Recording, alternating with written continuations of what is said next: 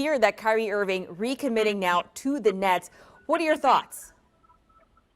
No surprise. Kyrie Irving didn't really have a market for a 4-year contract and a sign-in trade. So I think and the Brooklyn Nets weren't going to commit to him long term. So the Brooklyn Nets really had all of the power in this situation, unless Kyrie wanted to not opt in and go and sign the mid-level somewhere and lose $35 million in one season. So in this situation, no surprise, even though it's breaking news, is not really breaking news to me because, again, it's all about who has the leverage, who has the power, who has the suitors. And in this situation, his market was very, very small. And even for a team like the Lakers, who were reportedly interested, you know, they have one more year with Russell Westbrook. And then, you know, they'll have a lot more flexibility in the offseason. And probably so will Kyrie if he can play in, you know, 85, 90% of the games, which he historically hasn't done. He'll have more of a market, and some of the teams who are waiting on the sidelines probably figure that they can get him at a better price on a shorter deal.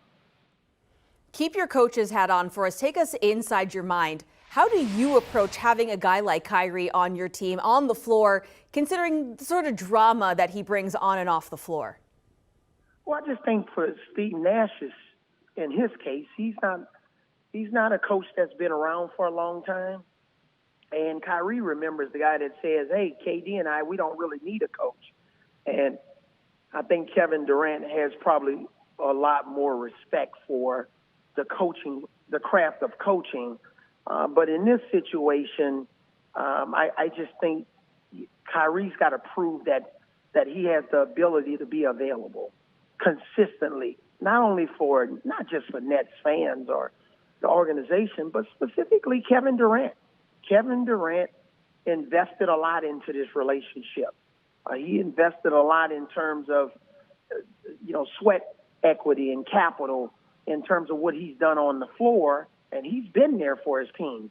But his, Robin to Kevin Durant's Batman hasn't been there consistently enough. They've only played in, basically a two-handful of games together, and that's not what Kevin Durant signed up for. So I just think right now the best thing for Kyrie is he's opted into this one-year deal to play at a high level consistently on the road, at home, and also in the playoffs to really prove that he is that consistent elite player like he's getting paid to prove.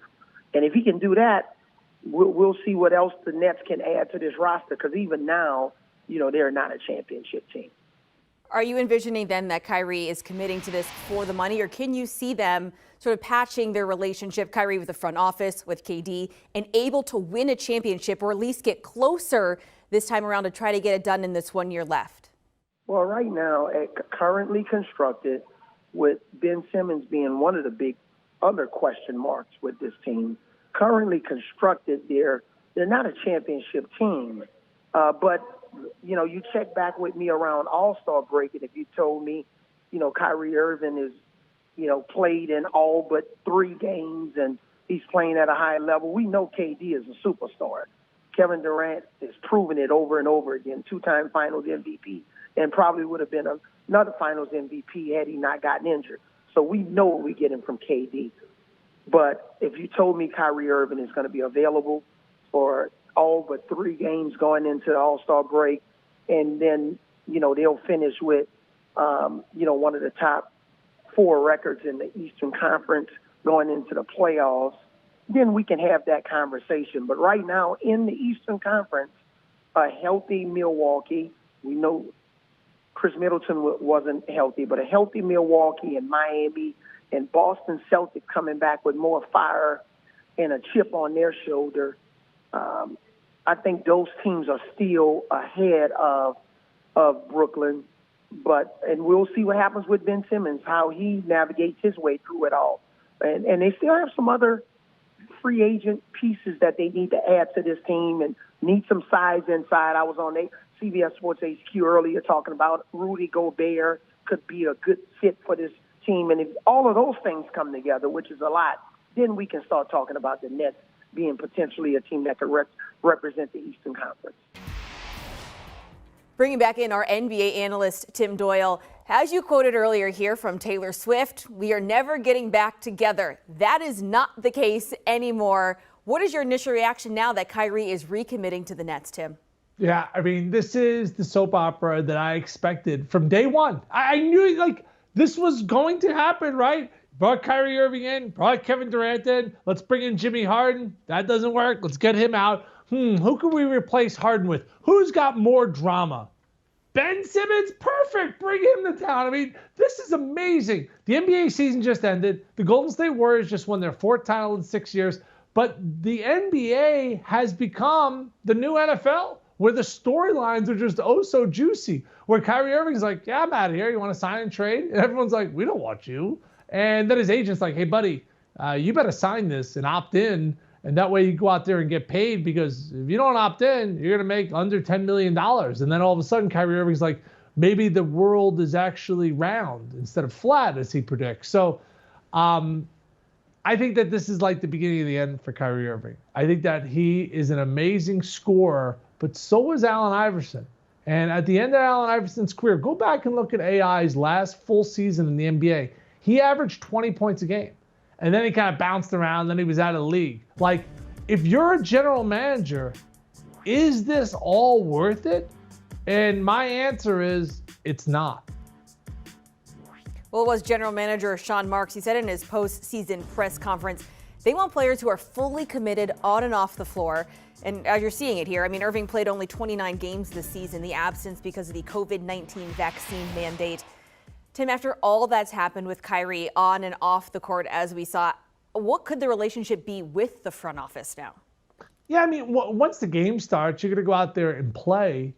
Guys are going to kind of put aside. He's an amazing individual talent. I just kind of dove into his numbers against the Celtics.